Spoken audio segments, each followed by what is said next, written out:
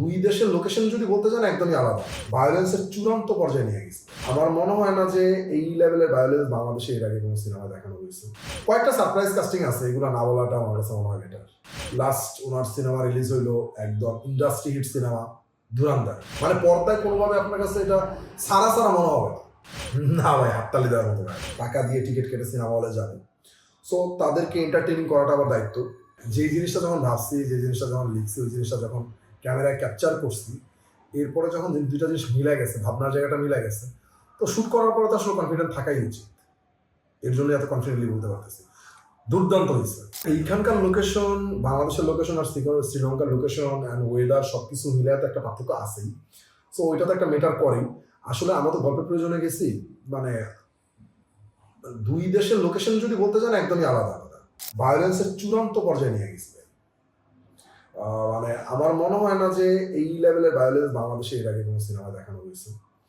হয়তো বা সামনে হবে, মানে রাক্ষসে আরেকটা যে কোনো সিনেমা আসবে, রাক্ষস থেকে বেশি ভায়োলেন্স দেখাবে। অবশ্যই এটা গল্পের প্রয়োজনে করা হয়েছে, ভায়োলেন্সের চূড়ান্ত পর্যায়ে দেখানো হয়েছে।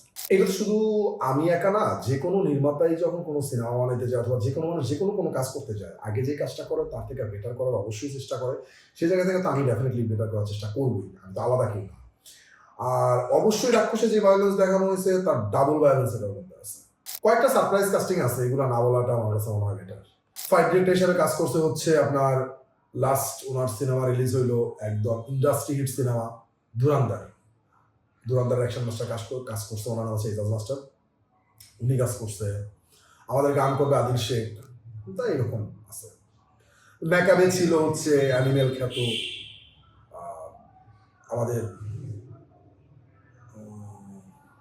অমিত আম্বারকার। অদ্ভুত ভালো, যতটুকু আমি এক্সপেক্ট করছি তার থেকে বেটার করছে দুইজন। মানে পর্দায় কোনোভাবে আপনার কাছে এটা সারা সারা মনে হবে না ভাই, হাততালি দেওয়ার মতো ভায়োলেন্স। অবশ্যই হাততালি দেওয়ার মতো ভায়োলেন্স। এইটা মাথায় রেখেই বানাইছে।